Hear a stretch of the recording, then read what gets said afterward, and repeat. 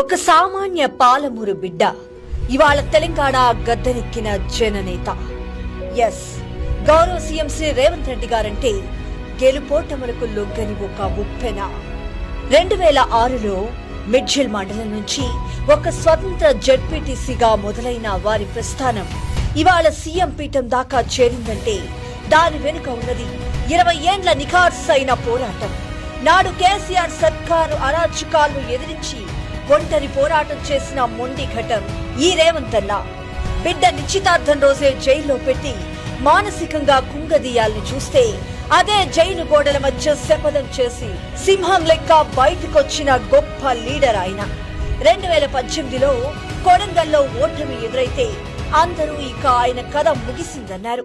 కానీ సింహం 2 అడుగులు వెనక్కి వేసింది తిరిగి రెట్టింపు వేగంతో వేటాడటానికి అని నిరూపిస్తూ దేశంలోనే అతిపెద్ద పార్లమెంటరీ నియోజకవర్గమైన మల్కాజ్గిరిలో జెండా పాతిన మొనగాడు సీఎం రేవంత్ రెడ్డి.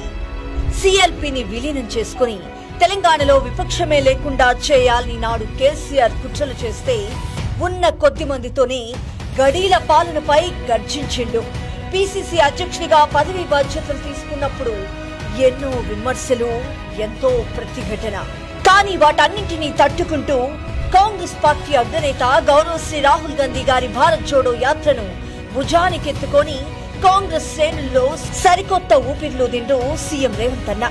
పగలు రాత్రి అనే తేడా లేకుండా ఎండా వానను సైతం లెక్క చేయకుండా హాత్ సే హాత్ జోడో అంటూ తెలంగాణ పల్లె పల్లెల్లో కదిలించిండు.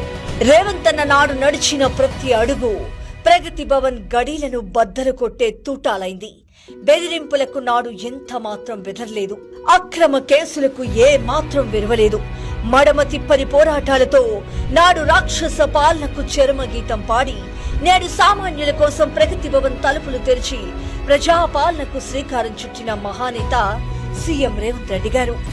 ఢిల్లీ పీఠాన్ని మెప్పించి గల్లీ లీడర్ పవర్ ఏంటో చూపించిన అసలు సిసలైన తెలంగాణ ముద్దుబిడ్డ మన సీఎం శ్రీ రేవంత్ అన్న.